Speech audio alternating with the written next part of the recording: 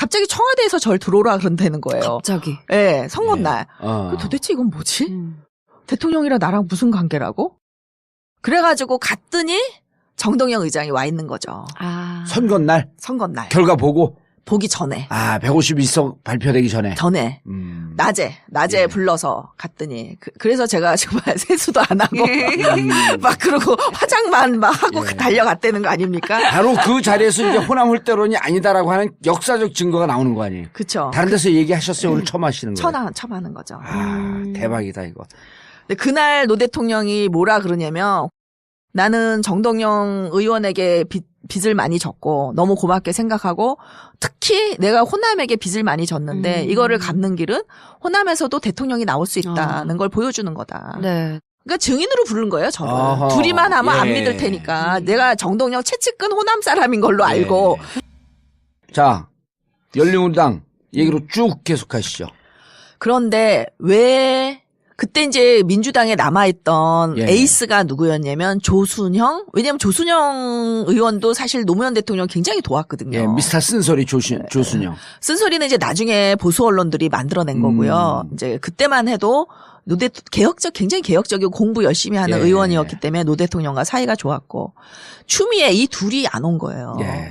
그래서 이제 열린우리당 만들어지고 이 두 사람이 안 와서 그러니까 추미애 대표는 제가 볼 때 굉장히 의리가 있는 사람이에요. 그러니까 김대중 대통령과의 의리를 이 사람은 저버릴 수가 없었던 것 같아. 그런데다가 이제 저를 만났을 때 제가 절대 분당은 안 된다 하는 칼럼을 잘 봤다 한 걸 보면 그게 이제 입력이 이게 너무 됐고. 깊게 입력이 된 데다가 그 노무현 대통령에게 제가 원망을 했죠. 왜 추미애에게 사인을 안 줬냐. 일로 오라고. 그랬더니 내가 사인 주는 순간 열린우리당은 내가 만든 게 된다.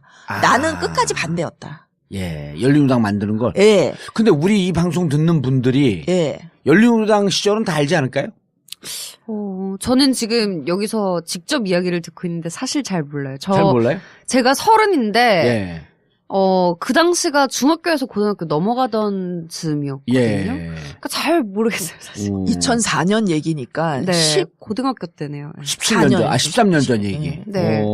근데 물론 그때도 뭐 정치에 관심이 있었던 친구들은 알 수 있겠지만 이제 저 같은 경우는 잘 그러면 모르겠더라고요. 열린우리당을 누가 노무현 대통령이 만든 걸 알고 계세요? 네, 저는 그렇게 많은 알고 사람들이 있어요.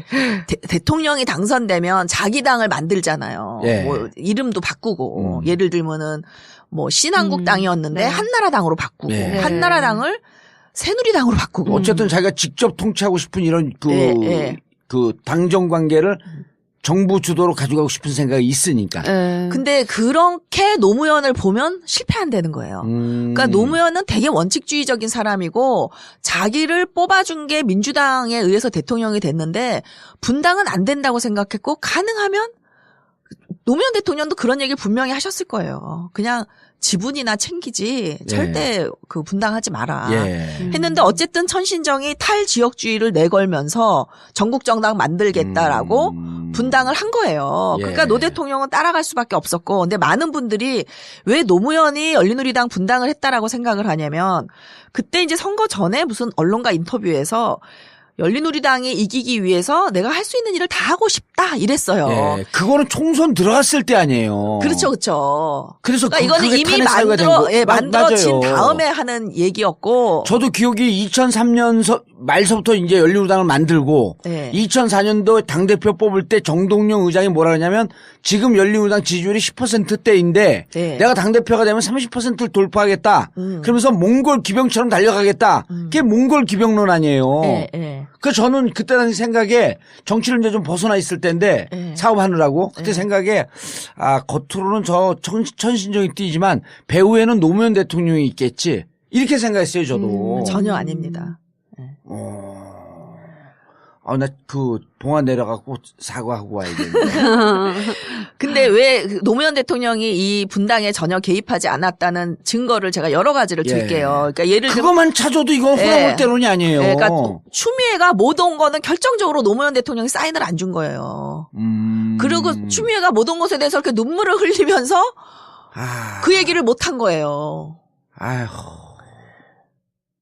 그다음에 그게 근거가 되네 진짜. 그다음에 왜냐하면 노무현 대통령이 열린우리당을 직접 만들었으면 자기를 뽑아준 그 민주당을 버리고 이 당을 만든 배신자 아니에요. 그렇죠. 그럼 호남을 버리고 온. 네. 그러니까 호남 분들이 이렇게 오해할 네, 조나래 씨도 모 호남의 대통령이 우리당을 만들었다고 특히 젊은 사람들은 그때 상황 잘 모르면 네. 당연히 그렇게 생각할 수 있어요. 그런데 이제 그게 아니었다는 거. 그다음에 그때 이제 만일에 노무현 대통령이 신당을 만들었다 치자. 그럼 왜 만들겠어요? 자기 사람 심으려고 만드는 거잖아요. 예. 근데 그때 공천 심사위원장이 누구였냐면 그때만 해도 정당이 좀 약할 때였기 때문에 예. 공천 심사위원을 다 외부에서 데려왔어요. 그래가지고 공천 심사위원장이 서울대 행정대학원 당시 김강원 교수님이었고 간사가 저였어요. 아, 그랬어요? 예. 제가 김강원 교수도 정동영 씨랑 친하고 예. 저도 정동영의 사람이었고 저는 그때까지 노무현 대통령을 한 번인가 어떤 토론회에서 만나서 제가 박살을 낸 그 기억뿐이 없는 그러니까 노무현 대통령 저에 대해서 트라우마를 가지고 있는 상태에 제가 그 공천심사위원회 간사 겸 대변인을 했으니까 제가 전혀 노무현의 사람이 아니죠. 제가 나중에 친노가 된 거지. 예. 그리고 그때 열린우리당 시절에 국회의원 그 공천 방식은요. 예. 상향식이었었어요. 위에서 전략지역 몇 군데 정해갖고 꽂는 것 말고 다 지역의 당원들, 대의원들이 투표해갖고 후보를 만드는 과정이기 그게 때문에. 창당의 이유였거든요. 분당의 가장 큰 이유가 예. 상향식 공천하겠다는 거였기 예. 때문에. 그런데 이제 우리가 심사위원들이 뭘 했냐면 뭐 음주운전 뭐 3번. 2회. 2회. 세 번이면 아웃이야. 예. 세 번이면 아웃. 그 다음에 이제 무슨 정가, 비리, 뭐 이런 거 아웃. 그래서 예. 후보를 걸러내는 일. 그 다음에 뭐 그랬었구나. 그 경쟁 후보를 3명으로 남겨놓나 2명으로 남겨놓냐 이런 거 예. 결정하는 일. 그 다음에 이제 정 후보가 없을 때는 단수 공천도 했어요 저희가. 예. 그랬는데. 그랬었죠. 예. 그때 그러면은 당내 이 간사가 누구였냐? 김한길 의원과 김현미 의원. 대표적인 정동영 사람들이죠. 예. 그러니까 그 분이 외부 공천심사위원도 다 선정했어요. 아하. 그러니까 다 정동영 계획가 100% 그러네. 천신정이 100% 한 거지 노무현 사람이 없었다. 2004년도에. 예. 그리고 그 노무현 대통령이 정말 공천에 개입하지 않았다는 걸 제가 어떻게 알았냐면은 백원우 의원 지역구가 예. 이제 재정구 의원 지역구였잖아요. 그랬었죠. 예. 근데 여기가 공천 심사를 그러니까 신청한 사람이 없는 거예요. 그래서 백원우가 하나뿐이 없었는데 저는 그때 백원우가 누군지도 몰랐을 때예요. 예. 청와대 출신이죠, 백원우가. 그걸 몰랐어요, 저는. 그때는 제가 청와대 비서관들을 아무도 모를 때예요. 그래가지고 그 공천을 안 주는 거예요, 끝까지 백원우를. 신청한 사람이 없는데 여기를 하나밖에 전략으로 없는데. 예. 전략으로 주려고 그랬던 거죠. 왜냐면 시흥이 지역이 좋은 데거든요. 예. 조정식 옆 지역이고 조정식 지역은 아주 좋지만 예. 여기도 비교적 괜찮고 예. 당시 막 탄핵 열풍 바로 직전이었구나. 이거 백원우 의원이 지금 처음 듣는 얘기인데 들으면 거의 기절할 텐데 어떡하지? 괜찮아요. 이거 오래된 일이니까. 그 역사적 팩트는 자꾸 가리면 안 돼요. 예. 그래서 끝내 공천을 전략 공천을 못 해요.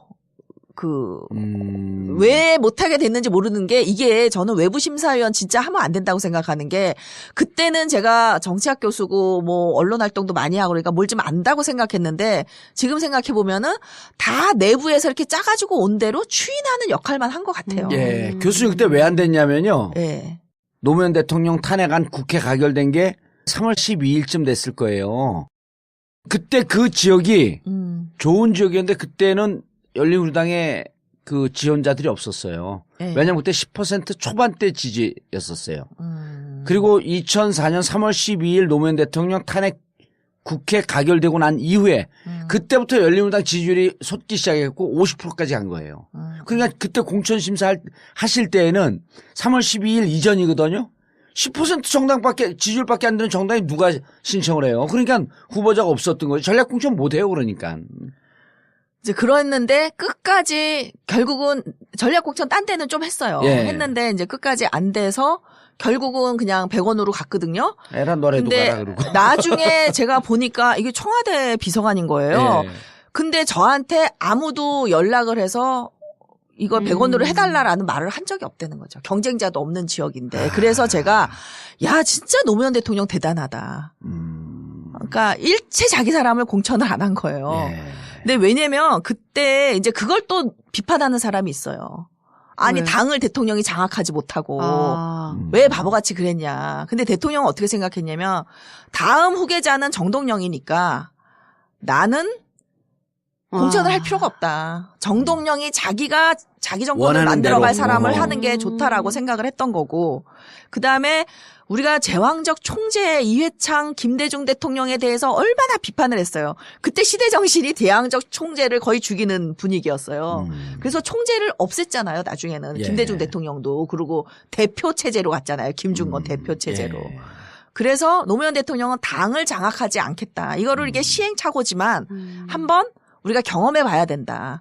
그래서 당정 분리라는 원칙하에 그렇죠. 당정분리였었죠. 당무에는 개입하지 않고 정책은 당정 협의를 굉장히 매주 하고 그러니까 사람들이 이게 당정 분리하니까 정책도 뭐 전혀 협의를 안 한 줄 아는데 금요일마다 엄청 많이 당정 했어요. 협의를 맞아요. 했어요. 예. 그리고 위원회라는 게 이 위원회 공화국이라는 게 바로 협치예요. 그러니까 위원회에 누가 들어왔냐면 여야 의원, 내 야당은 안 와요.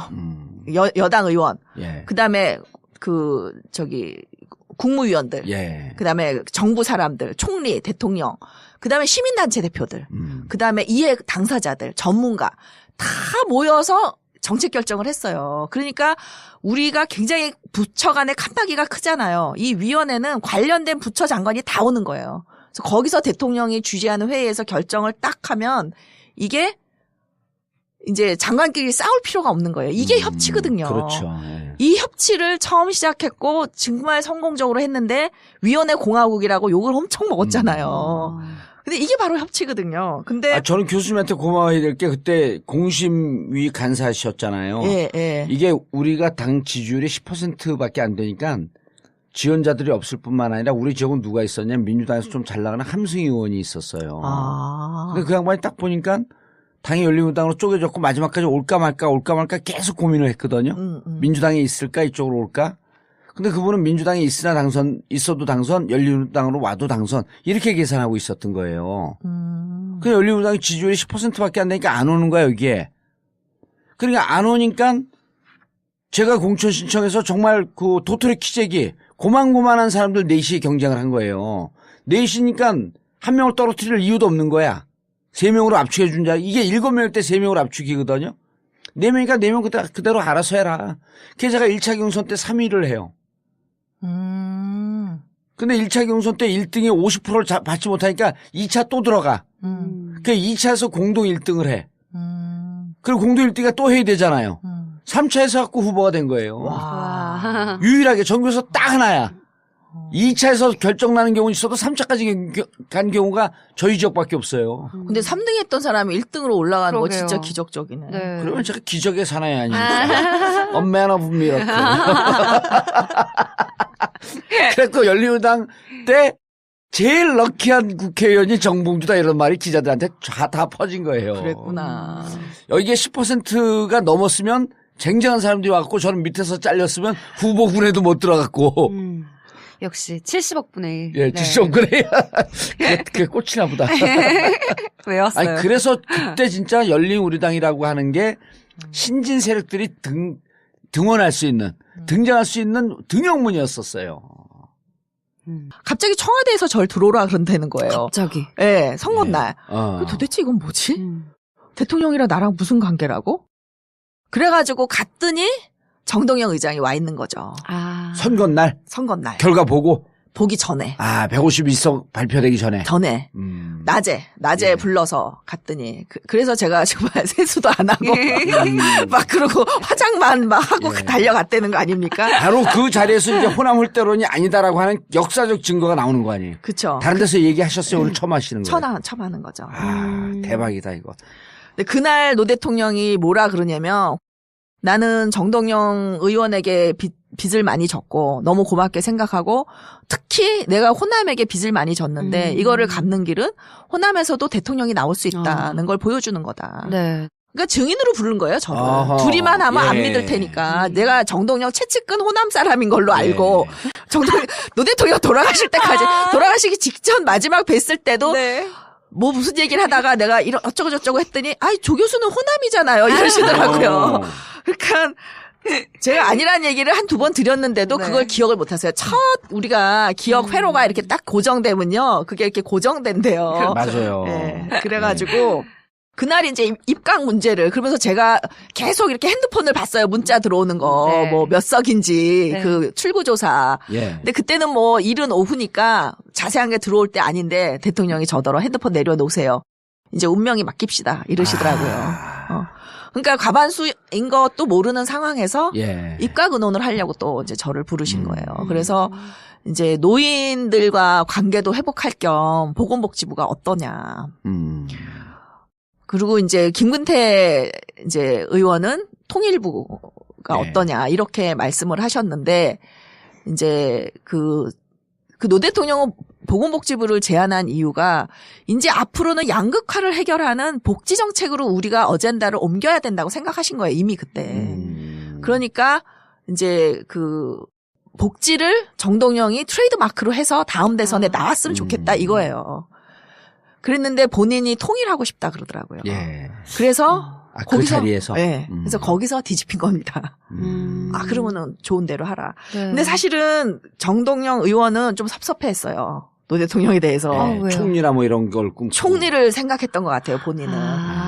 근데 이제 노 대통령한테 그 얘기는 안 했죠. 그 자리에서. 근데 이제 나와서 호남에서는 욕한다. 사모님이 그러시더라고요. 왜 총리를 안 주고 장관을 시키냐 이런다. 어느 근데- 사모님이 대통령 권양순이어서가 아니면 정의원, 예. 정의원 사모님하고도 제가 이제 굉장히 음, 친했거든요. 예. 우리가 부부끼리 같이 만나고 이랬었기 때문에.